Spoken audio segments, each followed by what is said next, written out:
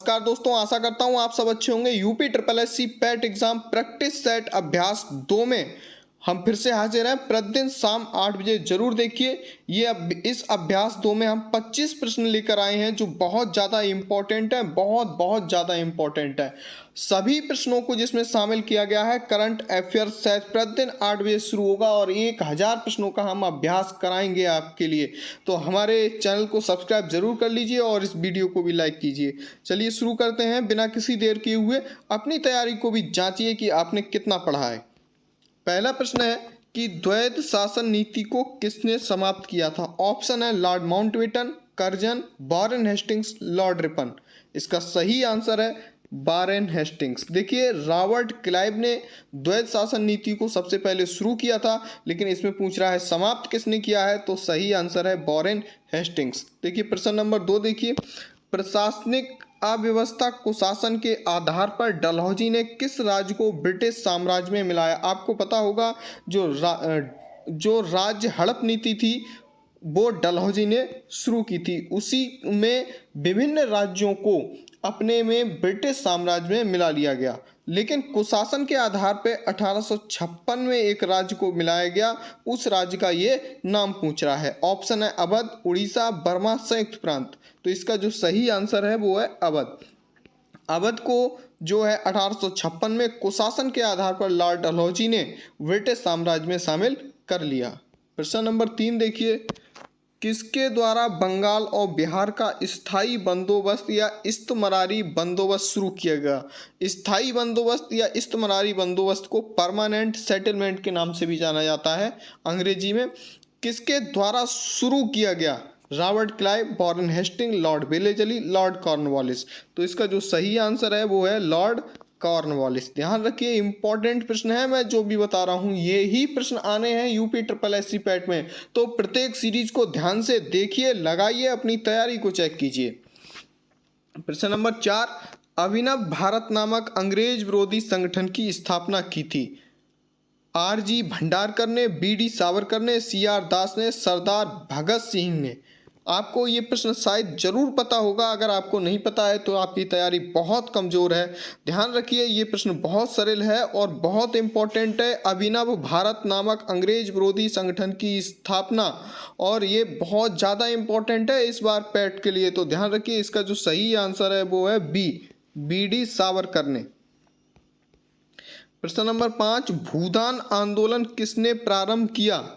Option है महात्मा गांधी, जयप्रकाश नारायण, विनोबा भावे, राम मनोहर लोहिया। इसका सही आंसर है विनोबा भावे ने सर्वप्रथम भूदान आंदोलन शुरू किया।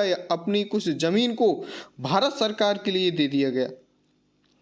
नेक्स्ट प्रश्न देखिए, प्रश्न नंबर 6, बंगाल की एशियाटिक सोसाइटी 1784 के प्रवर्तक थे या संस्थापक थे। कुछ भी आए, बहुत इंपॉर्टेंट प्रश्न है, बहुत आता है ये एग्जाम्स में।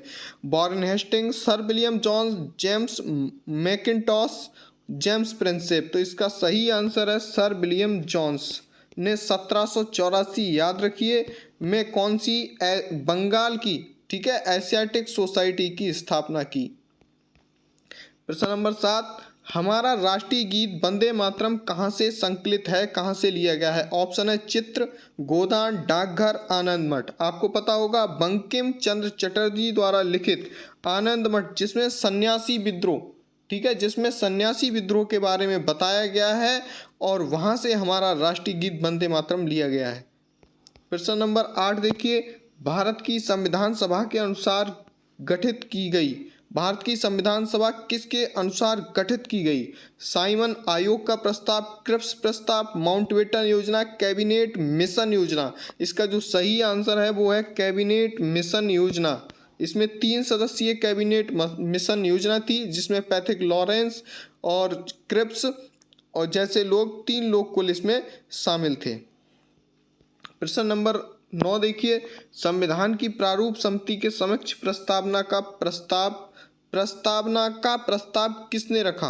प्रारूप समिति जो कि ड्राफ्ट कमेटी, जिसके अध्यक्ष थे बी.आर. अम्बेडकर, इनके सामने प्रस्तावना का प्रस्ताव किसने रखा था। जो भारतीय संविधान में प्रस्तावना है उसका प्रस्ताव किसने रखा। ऑप्शन है बी.आर. अम्बेडकर, बी.एन. राव, महात्मा गांधी, जवाहरलाल नेहरू। सही आंसर है जवाहरलाल नेहरू। ठीक है, याद रखिए इसे प्रस्तावना प्रस्ताव। भारतीय संविधान में, मैं नहीं, यहाँ पर में है, में समवर्ती सूची कहाँ के संविधान से ली गई है, ये बहुत इंपॉर्टेंट है। समवर्ती सूची किस संविधान से ली गई है? USA, Canada, Germany, Australia.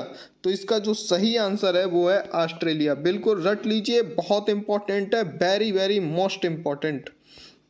प्रश्न नंबर 11, वर्तमान में भारतीय संविधान में कुल कितनी अनुसूचियां हैं? तो ध्यान रखिए 8, 10, 12, 24। वर्तमान की बात कर रहा है, कुल कितनी अनुसूचियां हैं? तो इसका जो सही आंसर है वो है 12 अनुसूचियां हैं वर्तमान में, लेकिन जब संविधान बना था तो उस समय कुल 8 अनुसूचियां थी। ठीक है। प्रश्न नंबर 12 देखिए, भारतीय संविधान निम्नलिखित में कौन सी नागरिकता प्रदान करता है? एकल नागरिकता, दोहरी नागरिकता, उपयुक्त दोनों, उपयुक्त में से कोई नहीं। सही आंसर है एकल नागरिकता। भारत में एकल नागरिकता को वैधानिकता दी गई है, जबकि अमेरिका जैसे कंट्रीज में दोहरी नागरिकता को वैधानिकता दी गई है। वहाँ सेंट्रल गवर्नमेंट की अलग से नागरिकता होती है और स्टेट गवर्नमेंट की अलग से नागरिकता होती है। प्रश्न नंबर 13, भारत में राष्ट्रपति राज्यसभा के कितने सदस्यों को नामित कर सकता है? बहुत इंपॉर्टेंट प्रश्न है। ये छोटे छोटे प्रश्न कभी कभी गलत हो जाते हैं। 2, 10, 12, 6। सही आंसर है 12 सदस्यों को, जो कि कला, साहित्य, शिक्षा एवं खेल, ठीक है, इसके क्षेत्र से हो सकते हैं। प्रश्न नंबर 14, वह कौन सी सभा है जिसका अध्यक्ष उच्च सदन का सदस्य नहीं होता? ऑप्शन है लोकसभा, राज्यसभा, विधानसभा, विधान परिषद। जो प्रश्न फिर से देखिए, बहुत इंपॉर्टेंट है, वह कौन सी सभा है जिसका अध्यक्ष उच्च सदन, उच्च नहीं, यहाँ पे उस होगा, ठीक है, उस सदन का सदस्य नहीं होता। ऑप्शन है लोकसभा, राज्यसभा, विधानसभा, विधान परिषद। सही आंसर है इसका राज्यसभा। देखिए राज्यसभा का जो सभापति होता है वो एक्चुअली उपराष्ट्रपति ही होता है, और उपराष्ट्रपति का चुनाव अलग से होता है, और वह राज्यसभा का जो है सदस्य नहीं होता। तो ध्यान रखिए ऑप्शन सही होगा राज्यसभा। प्रश्न नंबर 15, भारतीय दलहन शोध संस्थान स्थित है? ऑप्शन है इलाहाबाद, फैजाबाद, कानपुर, इंदौर। इसका सही आंसर है कानपुर। प्रश्न नंबर 16 देखिए, भारत में गरीबी हटाओ का नारा किस पंचवर्षीय योजना के अंतर्गत दिया गया था? ऑप्शन है दूसरी, तीसरी, पांचवी, नवीं। इसका जो सही आंसर है वो है पांचवी पंचवर्षीय योजना के दौरान गरीबी हटाओ का नारा दिया गया था। प्रश्न नंबर 17 देखिए, एशियन ड्रामा किसकी प्रसिद्ध पुस्तक है? B.S. Minhas, James Keynes, Gunnar Myrdal, David Ricardo.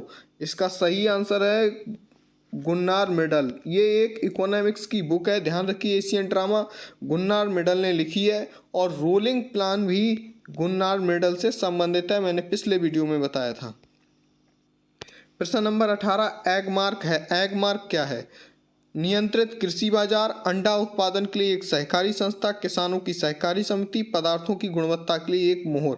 सही आंसर है पदार्थों की गुणवत्ता के लिए एक एग मार्क मोहर आपने देखी होगी। कोई भी उत्पाद आप घर पे लेके आते होंगे, खाने का जो भी उत्पाद होगा उस पर गुणवत्ता के लिए एक एग मार्क जो है मोहर जरूर लगी होती है। नेक्स्ट प्रश्न देखिए, प्रश्न नंबर 19, पृथ्वी की जुड़वा बहन के नाम से जाने जाने वाला ग्रह कौन सा है? ऑप्शन है बुध, शुक्र, मंगल, प्लूटो। इसका जो सही आंसर है वो है शुक्र। शुक्र ग्रह के लिए पृथ्वी की जुड़वा बहन के नाम से जाना जाता है। नेक्स्ट प्रश्न देखिए, प्रश्न नंबर 20, संसार का सर्वाधिक सक्रिय ज्वालामुखी है? ये बहुत इंपॉर्टेंट है। ऑप्शन है कोटापेक्सी, फ्यूजियामा, किलायू, विसुवियस। सही आंसर है इसका किलायू। ठीक है, किलायू जो है संसार का सर्वाधिक एक्टिव ज्वालामुखी वोल्केनो है, सबसे ज्यादा सक्रिय ज्वालामुखी है। प्रश्न नंबर 21 देखिए, ओजोन परत पाई जाती है?